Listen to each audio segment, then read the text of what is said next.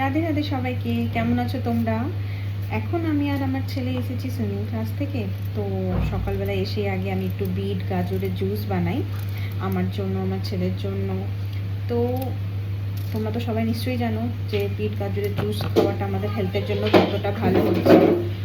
হ্যাঁ বেবি,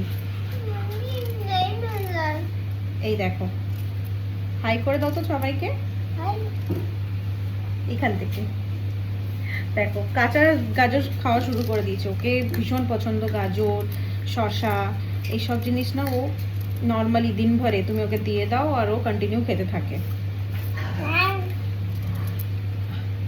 খাচ্ছি, তারপর আমি রেডি হয়ে যাব, দিয়ে অফিস যাব। এখানে ক্রিয়াংশ জুস খাচ্ছে। কেমন লাগছে টেস্ট? টেস্ট কেমন? আর শুরু হয়ে গেছে ওর নাটক।